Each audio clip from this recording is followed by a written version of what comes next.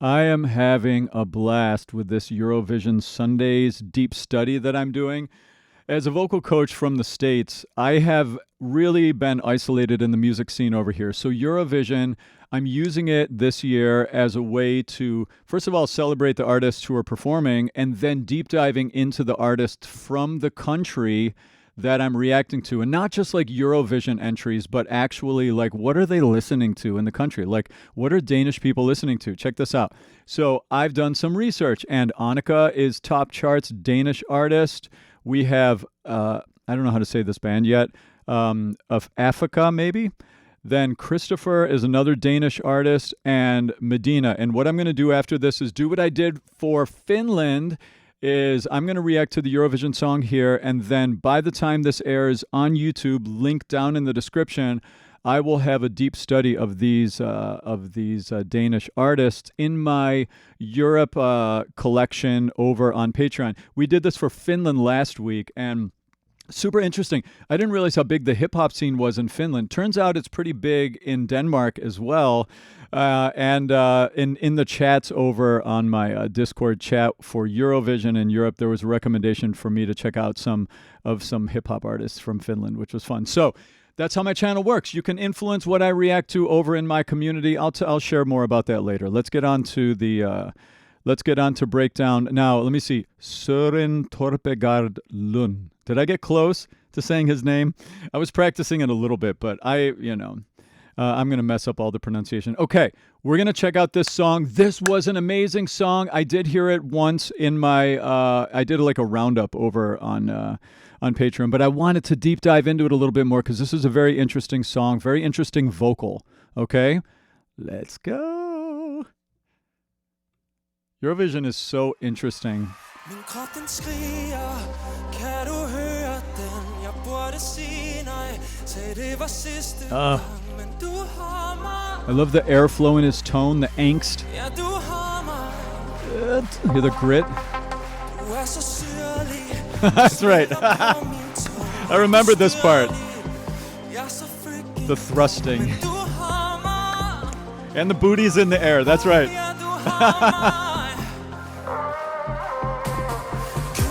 Oh, yes, this part. Oh, I love that chord progression while going up. Oh.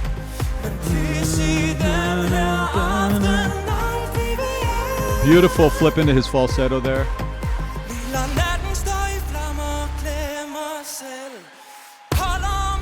Yeah, interesting. I like how it stops here, the rhythm. Very dramatic.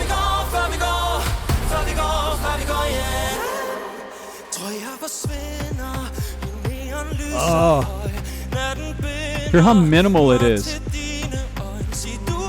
I like that.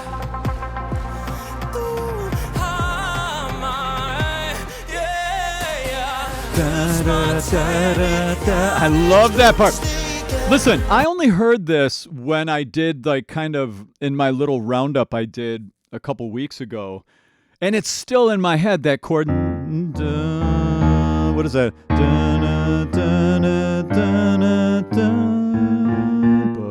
So it's like, what is that?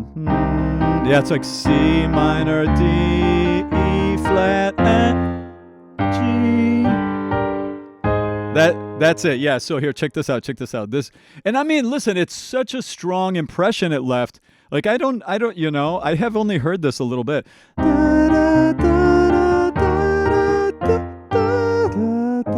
I love that ascending chord progression there. It's just so, it has such an interesting, like, hopeful sound to it. You know what I mean? We're going to go back and break down what the song's about, too. We're going to get into this a little bit. We're going to talk about his crazy, amazing vocals. We're going to get into the meaning of the song, just like we'll break it down. And the beat, that kind of kick on the quarter note.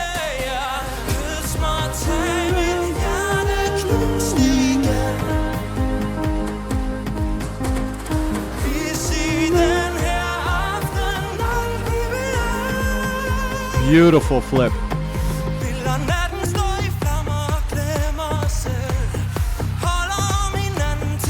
It's a lot of movement of his body singing this like this, you know? It's hard to keep your voice stable. I love those harmony stacks. This melody is so catchy. Men please i den her aften aldrig vil ende, for vi går hjem. Nice agility. Tag mit hjerte, knus det igen. Ah! Nah! Nah! That's a C. He's up on a C there. Moving around like this. That's like the high note that opera singers sing with a C5, like the big high note in opera. Oh my God. For vi går hjem. Tag mit hjerte, knus det igen. Oh, killer! Jeg ved, hvad det vil, holde det ved storm. What an amazing... E flat. Oh my God. Ah! That was a G! That was a G! What is happening? I forgot it was this high up here. I'm wondering in my other reaction, did I don't know, like... I don't know. I don't remember all this upper stuff, honestly, from my first time listening. Like, I mean, maybe I broke it down, but I don't know. I never watch any of my reactions back at all, so I have no idea what I actually said last time. But, this part. He's just banging away on those B flats after this much movement and dance, this much accuracy, this much. We're going to go back and break down the tone quality of his singing. There's a lot to break down. Let's get through it first. Hear the grit? Yeah, that's a G. I guess he's a musical theater performer or his training.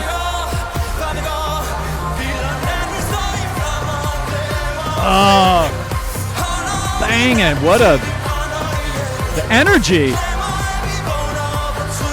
Look at how much he's moving.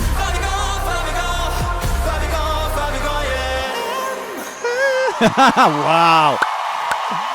Oh my God.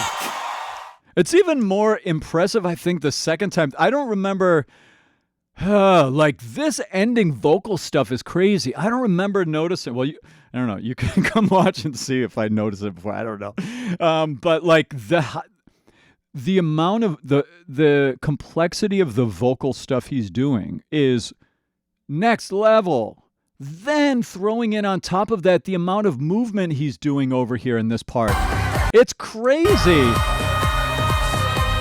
I mean, he's stable here, but that tipping back, it's like Freddie Mercury or something with the high notes. But then he's like moving a lot.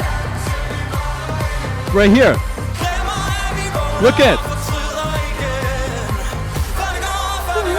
I love those harmonies too.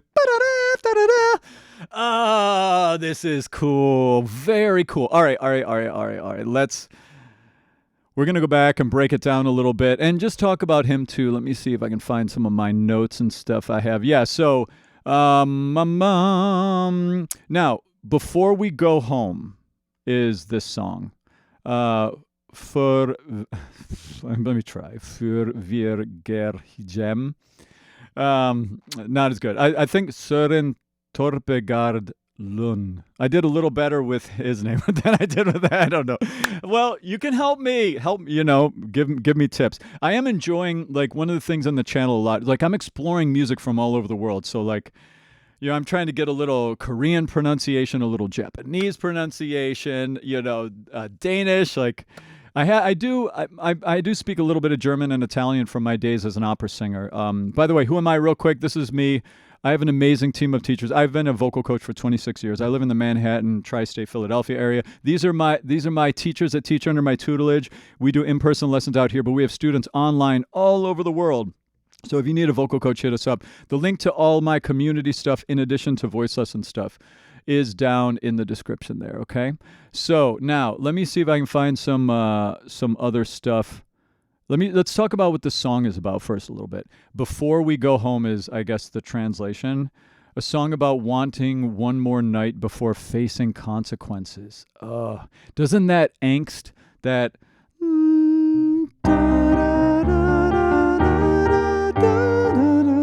Doesn't that have that, like, a little hopeful, a little angsty, a little, like there's just that core of... unresolution in the music right there, in like a beautiful way. The night as other meaning stuff from the song. The night as a space where logic burns away and morning regret can be postponed. So it's like something horrible's happening tomorrow, and you just want to spend one more night together. Oh, that's such a heavy concept for a song, isn't it? Like a beautiful, heavy concept. So I guess he's described the song as like a piece of candy that is both sour and sweet. That's cool. And just a little fun facts about some of his background. He was the youngest person ever admitted to the Danish National School of Performing Arts. He was like a musical theater kid, basically. He was in Dance of the Vampires. That was a big show over in Europe, I know. I was in Europe for a bit over there performing. Kinky Boots, Grease, Dirty Dancing. Yeah, so he's like a musical theater. He's probably like a musical theater professional performer, maybe. Is he a contemporary commercial music artist too, or more of like a theater performer? Well, we need to get to know him too. All right, let's just go back and talk about what I'm hearing musically and just break things down and stuff like that for you guys. Here we go. And we'll talk about his vocal technique too.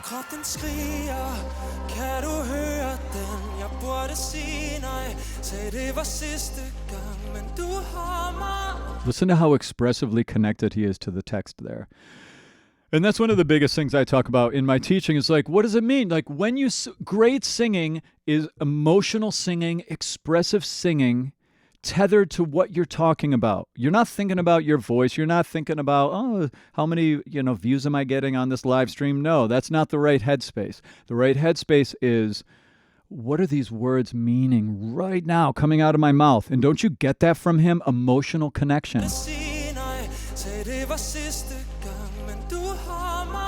Oh. Beautiful. I have to say, this part's a little, it's especially this guy back here, man. He's doing a lot of thrusting. It's okay. It's a part of the choreography. And what the thing is that I have to say is he definitely has dance chops. Like if I get that he is a musical theater trained performer because musical theater performers are just monster performers. Like to be a musical theater performer, you have to really be a triple threat. You have to be able to act, you have to be able to sing, and you have to be able to dance really well. And there's no doubt that he is a triple threat. You can it's really easy to tell.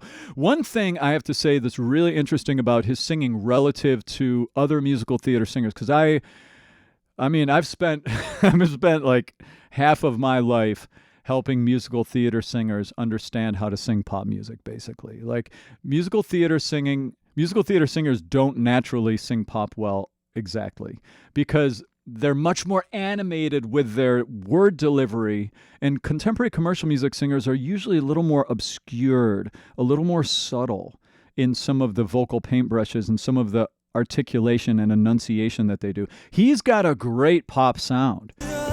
Like he sounds like contemporary commercial music singer. He does not sound like a musical theater singer, even though that is his background. Because hear that texture in his tone. It's like husky and scratchy. By the way, this is how I like to break down vocals. This is my little chart. As I've been teaching for a million years, I found that if you can think about someone's voice in relation to these 7 elements, you'll have a really good picture about their singing technique. How gritty is it? How windy? How much air flows in the tone? How brassy and metallic, like a trumpet, bop, bop, bop, is the voice at this point? Is there vibrato or straight tone? Ha, ha. How are the intervals? Is there, hey? Is it very angular like most pop singers do? Or is it slidey and curly cues like da, dwee, da, like a jazz singer would do? And vowels and space, I won't go into all of it. But like when you think about someone singing in relation to these things, you really get a good picture of what they're doing with their voice, especially the tone. The tone is the sound of the voice. So what's his sound here? Do you hear the wind, the airflow in his tone? It's such a major part of contemporary commercial music singing right now, that kind of airflow allowance in the tone. It's kind of, I call that a husky tone. It's not just pure wind. Da-da. It's not like a clean, windy sound. It's got a little grit on it. da. It's like a little it's like husky but squeezy, right?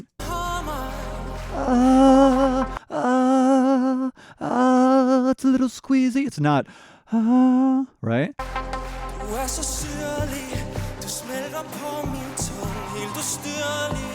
I love how minimal the production is on this. It leaves room for that growth when we get that da da da da thing, right? He has such a delicate onset into his upper register too. We call that registration, like when you're really good at, changing the tone as you're moving around in upper pitches and stuff. Whatever the words are. It's so beautiful up there what he's doing. Oh, it's very sweet and emotional. You hear that flip? He flipped, he let go. All right, so little quick thing.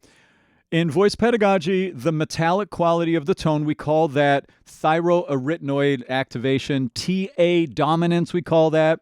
Whenever it's more windy or head voicey, we call that CT dominant, cricothyroid dominant. Now, in this sound right here, like he really is doing a great job of letting go of that sound here. Listen.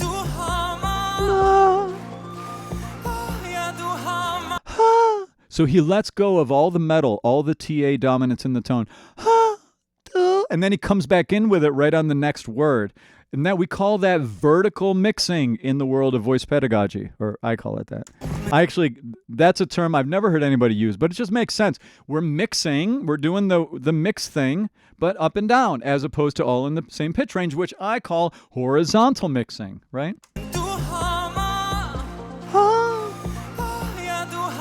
Do you hear how he was windy on the top and then he switched back into his full voice on the way down? One more time. Listen, air. Yeah. Nice riffing. Great agility. That's how you do agility. That's how you do riffing. You've got to be able to be accurate and fast. Yeah. I love this part of the song so much. Whoops. And then you notice, like, this is like a pre-chorus. That thing. It felt like we could have gone somewhere completely like banging from there and lifted higher, but it pulls out. It's like a pre-chorus with a lift and a growth, and then the song kind of just it does this like false lift. It's like it pulls back down and then drops the beat after that, right? Right, so check this out. This would be normally where the chorus would like go wah on a song. What drops out though, we go into this thing. It's almost like another pre-chorus.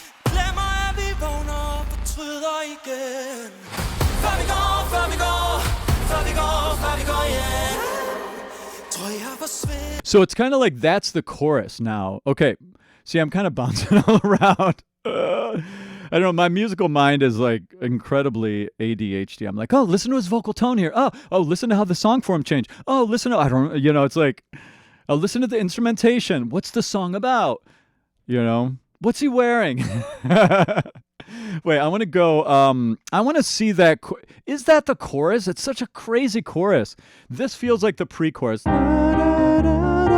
It's like growing to the drop, but then that chorus is so weird. It's just like that big low thing.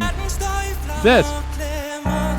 It's like a big C. It just hangs out on that low C. C minor chord, basically. It's not even a minor chord. Now we go to the A flat. So I'm going to see, now I'm curious now. It's like I'm in like song form, songwriter mode here. I just want to look for a second at what happens in that second chorus. Like, does it happen the same? So this is pre-chorus 2, right?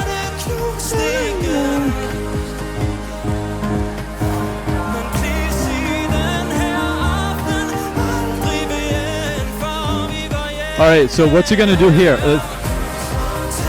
They're doubling the length of the pre-chorus. Oh, that's cool. Because that is my favorite part of the song, actually. Oh! And then that vocal moment. his technique is so good up there. Notice his head position. I know we're on song form. We're going to still keep on the song form topic. I just have to point out since we're here. That vowel, his placement up there, the stability he has on that note. Do you notice how brassy? He wasn't in his falsetto there, but he was crazy high. Really great upper register. I notice he's not working that hard there too. He's not fighting his voice. He's not muscling his voice. What we call that registration. He has incredible registration in his contemporary singing. Reminds me, as far as American singers go, his upper register here reminds me a little bit of Adam Lambert's upper register. I mean, Adam Lambert is he just lives up there. This song doesn't require Søren to live up there as much as some of the Adam Lambert stuff does, but his tone reminds me a little bit of Adam Lambert's in the best way. Adam Lambert's an animal up there. There's that C. Now, where's it go?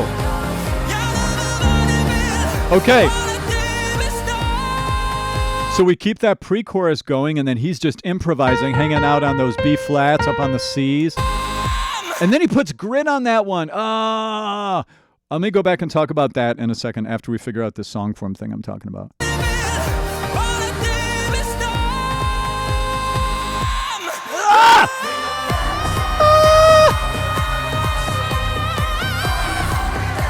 Yeah, so then what they did, this is really interesting. So, that kind of looping, that's really the chorus, the way the song is constructed. But that's not, for me, the hook. You know, it's like a hook is the thing that, like when I'm done reacting for the day and I'm going about my life and the melodies from the things I checked out during the day are coming back in my head. It's like, what part of this song is going to come back in my head? You know what I mean? It's not going to be the ba-da-da-da-da-da. It probably won't be that. It's going to be this. It's going to be that. It's going to be that. It's amazing. His technique, too. I mean, just like, he's a very impressive performer. What's his deal? What's his deal as far as being an artist? Is he using this to... I guess I should probably look. Hold on. Let me just see if he has a YouTube channel. Let me do a little online stalking of him on camera right now. What are you up to, Søren? Let's see. If you don't have a YouTube channel, get one going and put songs up. Well, there's a topic for him, but I don't see. I mean, I could do some poking around. If you know any info on his artist stuff, then let me know. But wait. No, here we go. That's a topic, though. That's not actually his. There's an album. Anyway, it says the label it says here is he's a Danish actor and singer. It doesn't say he's like a contemporary commercial music artist first, right? So I get that. So he's saying here now. I wonder if this is going to be a launch pad for him to start going hard into the contemporary commercial music, CCM is what I say, side of things. Fascinating performer, really cool song. I really like the emotional world of that song and the concept of the song. Super angsty and emotional. Wow. Okay. Well, by the time that this airs on YouTube, I will also have a link in the description to my deep dive. I'm going to just hang out with these artists and just try to get a vibe, get a picture of the vibe of the Denmark music scene a bit. Because, you know, it's like I could go through and just search for like other Eurovision contestants from past years, but that's not, I know that if you're Danish, that doesn't necessarily represent, you're like, no, man, he's just checking out all the old Eurovision entries, which are not necessarily a representation of the actual music scene. Like what I'm curious about are like, what are Danish people actually listening to? Like, and turns out it's like a very high percentage of, I think my research said it's like 67% of Danish people listen to Danish artists. Isn't that cool? I love that. So there's something, you know, I get to continue my study of music around the world, which is really what this channel is about for me. You know, listening to music I should have heard of, like, Tim, you haven't heard of these guys? You know. Anyway, that was fun breaking it down.